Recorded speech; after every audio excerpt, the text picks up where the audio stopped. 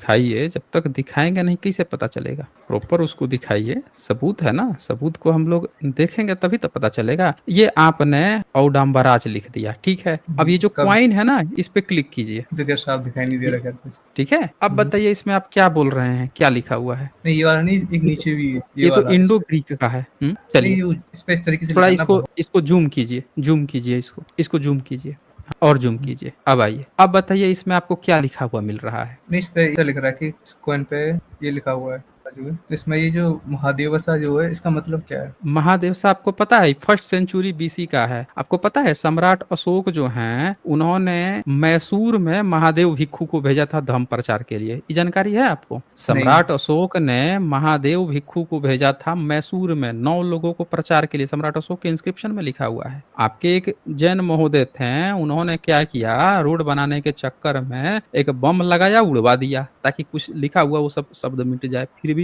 4-5 नाम डिटेक्ट कर लिए गए, ग्रीक का राजा, सीरिया का राजा, कुछ कुछ चीजें डिटेक्ट कर ली गई। तो उन्होंने भेजा था, महादेव भिक्षु को भेजा था, समझ रहे हैं, मैसूर में। तो बताइए कि महादेव शब्द बुद्धिज्म में कैसे है? और सम्राट अशोक जो है खुद देवान पिय हैं, खुद ही देवा शब्द इस्तेमाल कर रहे हैं, देव शब्द इस्तेमाल कर रहे हैं। तो महादेव, देवों का देव महादेव, भिक्षुओं में जो महाभिक्षु है। और ये भगवता शब्द जो है क्या लिखा हुआ है Brahmi, elephant standing right, Trident before, खुद पढ़िए, नीचे कीजिए, ऊपर काहे कर दिए? हाँ ये नीचे लिखिए, तो ये देखिए तो क्या लिखा है नीचे, ट्राइडेंट बिफोर, दिख रहा है आपको? त्रिरत्न। ये त्रिरत्ना क्या दिखाता है? एलिफेंट और त्रिरत्ना क्या दिखाता है? ये ट्राइडेंट है, किस चीज का सिंबल है? तो बुद्धिज्म का एलिफेंट सिंबल। किस चीज का? बुद्धिस्ट का। और देखिए पहला वाला जो है वहां पे आपको ये कमल भी दिख रहा है, बुल है उसके पास कमल भी दिख रहा है, हाँ दिख रहा है। अब अच्छा आपका भगवता शब्द ना, आइए भगवता दिखाते हैं। ये आपको इस सिक्के से पहले का दिखाएंगे, वो बुद्धिस्ट का प्रतीक है। ये देखिए इंस्क्रिप्शन दिख रहा है आपको, पढ़िए तो ऊपर क्या लिखा है? स्टोन्स